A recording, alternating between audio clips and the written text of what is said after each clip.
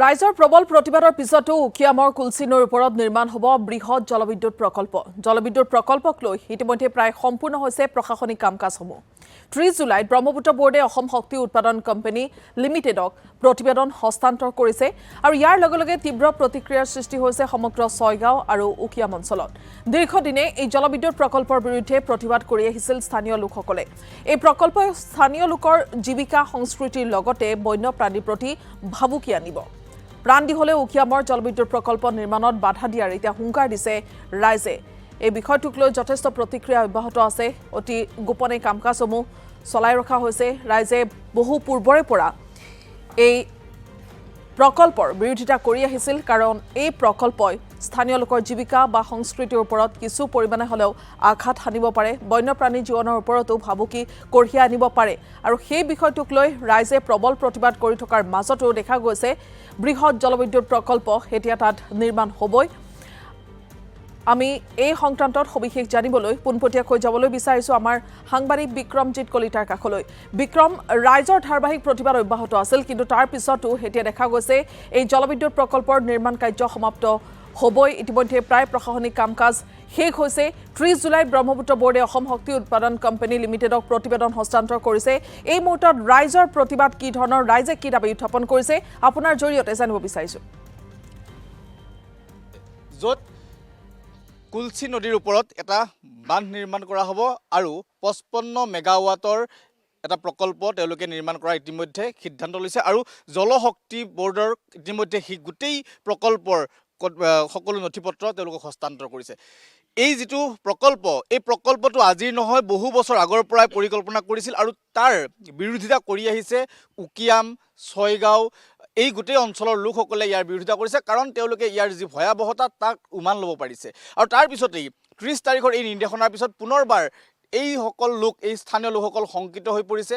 তেওঁলোকে যোৱাকালিৰ দিনটোত এখন সংবাদমেল যোগে এই গোটেই বিষয়টোৰ বিৰোধিতা কৰাৰ পিছত আজিৰ দিনটোতো তেওঁলোকে কিন্তু এই যি প্ৰকল্প, সেই প্ৰকল্প যে তেওঁলোকে নিৰ্মাণ হ'ব নিদিয়ে বা তাৰ বিৰোধিতা কৰিছে, কাৰণ এই অঞ্চলটোত যি ধৰণৰ জনবসতি আছে, যি ধৰণৰ লোকসকলৰ জীৱন জীৱিকা আছে, তাৰ সমান্তৰালকৈ বন্যপ্ৰাণীৰ যি বিচৰণ, সেই বিচৰণ প্ৰত্যেকটো দিশ যি ধৰণৰ এটা ক্ষতি হোৱাৰ তেওঁলোকে সম্ভাৱনা দেখিছে, তাৰ বাবে এতিয়া সকলোৱে ওলাই আহিছে আৰু সকলোৱে এটাই দাবী উত্থাপন কৰিছে যে এই অঞ্চলত কোনো কাৰণতেই সেই নদী বান্ধ হ'ব দিয়া নহ'ব। কাৰণ তেওঁলোকে যোৱাকালি দিনত এই কথাও উল্লেখ কৰিছে যে যি ধৰণে এতিয়া নাগালেণ্ডৰ পৰা নামি অহা পানীয়ে দিখৌ নৈৰ সেই গোটেই উফন্দি উঠি চৰাইদেউ, শিৱসাগৰ, যোৰহাটৰ অঞ্চলটো যি ধৰণৰ এটা বিস্তৰ ক্ষতি সাধন কৰিলে, ঠিক তেনেদৰে এই যিটো নদী বান্ধ, এই যিটো প্ৰকল্প, এই প্ৰকল্পটোৱেও এক জলবোমা সদৃশ তেওঁলোকৰ বাবে হৈ উঠিব, যাৰ ফলশ্ৰুতিত সমগ্ৰ অঞ্চলটো হয়তো এটা সময়ত ডুবি যাব, এটা সময়ত তেওঁলোকৰ এই জীৱন জীৱিকা নোহোৱা হৈ পৰিব।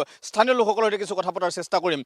যোৱাকালিৰ দিনটোত আপোনালোকে ইতিমধ্যে সংবাদমেল সম্বোধন কৰিছে 30 তাৰিখৰ সেই নিৰ্দেশনাৰ পিছত। এতিয়া এই মই যিটো স্থানত উপস্থিত আছোঁ, ইয়াতেই প্ৰায় 200 ফুট উচ্চতাৰ এখন দেৱাল নিৰ্মাণ কৰা হ'ব। তাৰ পিছতেই সমগ্ৰ নামনিৰ যি অঞ্চল আছে, সেই অঞ্চলটো হয়তো শুকাই যোৱাৰ সম্ভাৱনা আছে, ওপৰৰ অংশ উফন্দি উঠিব।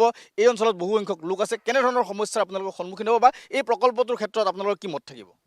হয়, চাওক, বহুত পৰিতাপৰ বিষয় এইটো। যোৱা 2 জুন তাৰিখে 2025 চনৰ 2 জুন তাৰিখে অসম চৰকাৰ ডক্টৰ হিমন্ত বিশ্ব শৰ্মা ডাঙৰীয়াই আমাৰ এইটো যিটো কলসী নৈৰ ওপৰত জলবিদ্যুৎ প্ৰকল্পৰ সেই ঘোষণা কৰিছিলে। তাৰ পাছত আমি অহৰহ প্ৰতিবাদ আমি কৰিলোঁ। সমগ্ৰ আমাৰ এই অঞ্চলবাসী ৰাইজে ওলাই আমি প্ৰতিবাদ কৰিলোঁ যে এই জলবিদ্যুৎ প্ৰকল্পটো আমাক নালাগে। তাৰ পাছত হিমন্ত বিশ্ব শৰ্মা ছাৰ ডাঙৰীয়াই ক'লে কি যে তেখেতে আমাক আশ্বাস আৰু বিশ্বাস দিছিল যে যদিহে ৰাইজক এই জলবিদ্যুৎ প্ৰকল্পটো নালাগে, তেনেহ'লে মানে তেখেতসকলে লিখিত আকাৰে আমাক জনালে হ'ল। তাৰ পৰিপ্ৰেক্ষিতত আমি কি কৰিলোঁ, ডিচিৰ থ্ৰ'ৰেদি, SDCৰ থ্ৰ'ৰেদি আমি ডক্টৰ হিমন্ত বিশ্ব শৰ্মা ছাৰ ডাঙৰীয়াক আমি এইটো প্ৰেৰণ কৰিলোঁ যে আমাক নদী ডেম নালাগে। তো আমি ইমানতে তেখেতৰ আশ্বাস আৰু বিশ্বাস লৈ আমি ক্ষান্ত থাকিলোঁ। কিন্তু তাৰ পাছত আমি জানিব পাৰিলোঁ যে 2026 চনৰ এই যিটো জুলাইৰ 30 তাৰিখে আকৌ কি কৰিলে, যিটো আমাৰ ব্ৰহ্মপুত্ৰ বৰ্ডৰ যিখিনি তেখেতসকলে ৰিচাৰ্চ ছাৰ্ভে যিখিনি কৰিলে, সেইখিনি APGDCL তেখেতসকলক হস্তান্তৰ কৰিলে যে এই কামটো অসম চৰকাৰে যদিহে আৰম্ভ কৰিব বিচাৰে, আৰম্ভ কৰিব পাৰে। চ' আমি ক'ব বিচাৰোঁ যে চাওক আপোনালোকে এনেকুৱা ধৰণৰ আমাক বজা দিব বিচাৰিছে সন্মুখত দেখ আপোনালোকে দেখা পালে আমাৰ শিৱসাগৰ চৰাইদেউ যোৰহাটৰ যি গতি হ'ল তো ঠিক তেনেদৰে আমাৰ ইয়াতো যদিহে তেখেতসকলে আমাৰ অসম চৰকাৰে নদী ডেমটো বান্ধে তেনেহ'লে আমাৰ ইয়াতো সেই যে ঘটনা হৈ গ'ল সেইটো যে নহ'ব আমাৰ ইয়াতে কোনো মান নাই কিয়নো কৈ আছে কি যে নাগালেণ্ডৰ পানীয়ে বা কয়লাখনৰ পৰা ওলাই অহা পানীয়ে তেনেকুৱা ধৰণৰ চুৰমাৰ কৰিছে সেইটোও হয় লগতে দিখৌৰ নৈৰ ওপৰত যি জলবিদ্যুৎ প্ৰকল্প আছে সেয়াও একেৰাহে ভাঙি অহাৰ ফলচলিতেহে এনেকুৱা ধৰণৰ দুৰ্দশা হ'বলৈ পাইছে সেইটো কাৰণে আমি সকীয়াই দিছোঁ অসম চৰকাৰক সকীয়াই দিছোঁ যে আমাৰ ইয়াতে কোনো পধ্যে ডেমটো হ'ব দিয়া নহ'ব যদিহে ডেমটো হয় নামনিৰ যিখিনি আমাৰ আছে ইয়াতে গোটেই শুকাই গৈ খাব নোপোৱা হ'ব লগতে আমাৰ যিখিনি ওপৰত ৰৈ যাব সেইখিনি পানীৰ তলত ডুব যাব এই মানুহখিনি খাব নোৱাৰা অৱস্থা হ'ব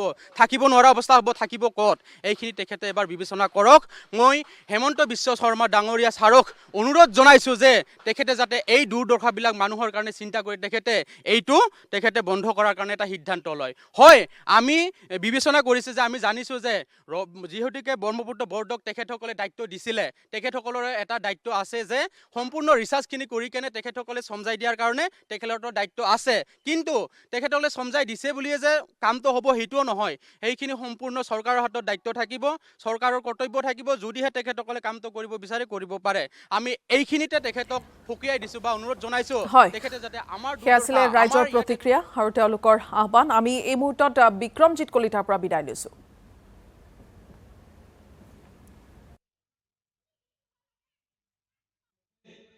वही